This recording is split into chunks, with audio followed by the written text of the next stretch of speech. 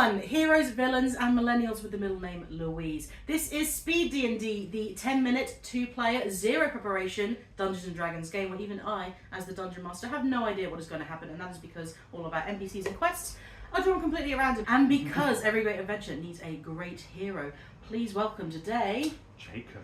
Jacob is here! It's me! It's Jacob. Jacob, who are you playing today? I am playing as my character of Egbert, who is a half-elf rogue, I believe, and he is an assassin, an evil little catamite twink. And we begin! Egbert, where are you? What are you doing? I am in my favourite pub, having a simple, enjoyable half pint. Lovely. Are you with anyone, or are you sort of stoic? No, I'm having a drink, I'm reading an arcane book, because I'm trying to get to know that world a little better. But even though it is a quiet night, you're not completely alone. A character you've never seen walks into the pub, and they go up to the bar, and you just hear a "ah." What do you do, if anything? Try to ignore it. Okay. At first. It keeps happening. It does. They're talking to the barman, or attempting to talk to the barman. You can hear that the barman's getting quite frustrated, and you just hear "ah, ah," and eventually the barman almost sort of turns to you and is just like, "I'm terribly sorry. Do you have any idea who this person is and what they might need help with? I'm afraid I don't speak this particular dialect." I obviously also do not. I speak many a tongue, but whatever that is, I do not speak it. Do I need to do some kind of perception check, or...? You can. Actually, yeah, give me an insight. That's a dirty 20. Holy Yep. shit, you are insightful as hell. Which is why you notice that the barman isn't talking to any particular townsperson that you're familiar with. No, this is in fact 3 geese in a trench coat. And that is JP Thorpe. Thank you, JP Thorpe. The head goose rounds on you. And I think they sense that they have been made. Oh god. Huh? Dude, Huh? that's 3 geese in a trench coat. What are you talking about? It's an animal, series of animals. What's going on? Give me a perception. Oh no. 10. As you are speaking directly to the barman, and talking about how this is clearly a wild animal, the Aarakocra and the Tabaxi that are also in the room sort of just like bristle a little bit at this mention. And the goose sort of looks a bit startled, and you can see them sort of waddling towards Quack the door. up. Yeah, they're quacking up, as are we. I guess I follow them.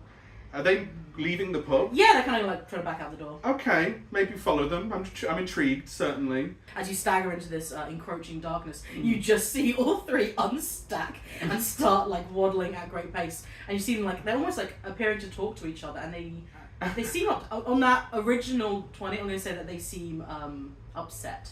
Do ducks speak thieves' cant? I don't really... Well, these are geese. Okay, well, regardless. Geese.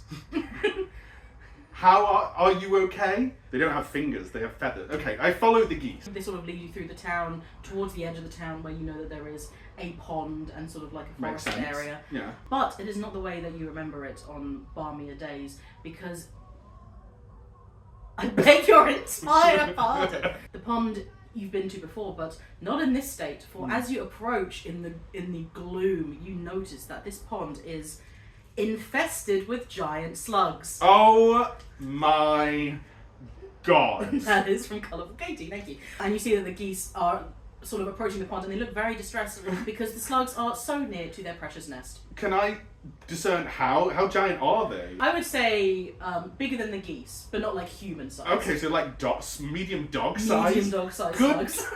god. And they're moving Yeah. very slowly, but it's still pretty horrifying to watch. Good. Oh my word. This is. Should I go? I don't know what to do. What's the quest? They start like almost like gesturing at the slugs, and then their nest will be like, "Oh, But no, I get it. No, I'm totally on. But this is what has happened here. I have a potion of water breathing. I'm gonna drink that and stick my head under the water and see if I can see what's going on underneath. Yeah, you stick your head under. It's kind of shallow and murky, and also it's night time now, so you don't see an awful lot. But you do see that there's kind of this slight glow coming from the very bottom of the pond. I kind of just wade in and I'm sort of swimming, walking up to it. Yeah, you get to the bottom, and there's this sizable glowing crystal orb at the bottom of the pond. Grab it, bring it back You up. grab it, bring it back up. I gesture towards the geese. Do you guys have any idea what this is? Do the slugs react? Yeah, you can sense that there is an unease about the fact that you have this orb. I feel like this is above my pay grade. Or somehow well below it. I'm going to walk generally with it in the direction of the pub and just see if there's any sort of change in the behaviour of the geese or the slugs. As you do, the further away you get, Yes. the smaller the slugs become. What?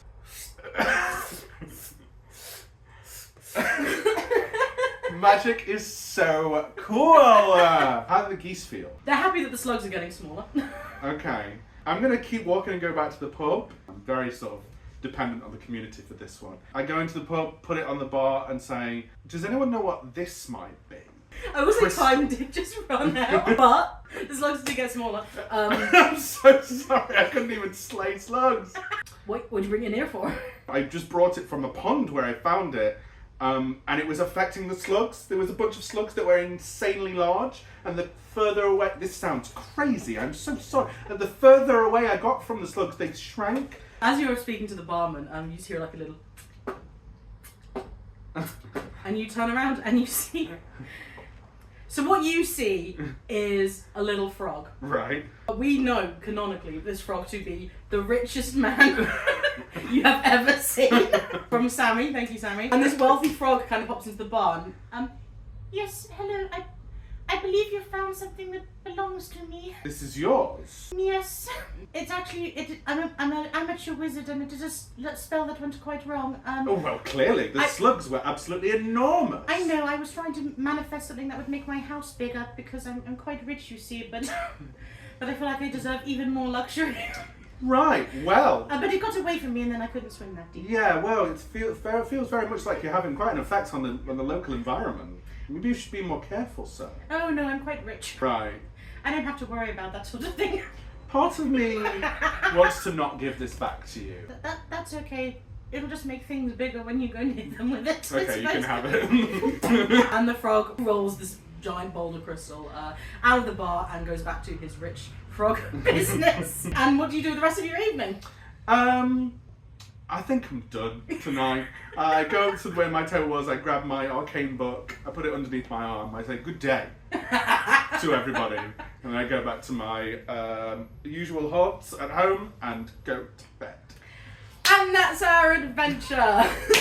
Good lord! Mission completed, sort of. I'll take that. Thank you so much for watching. Thank you to Jacob for playing. If you have any suggestions for NPCs or quests, do please leave those in the comments below. And remember, read the player's handbook occasionally. Genuinely, sometimes there just might be some things that you don't realise your character can do. Good advice. Bye! Goodbye, I'm so sweaty.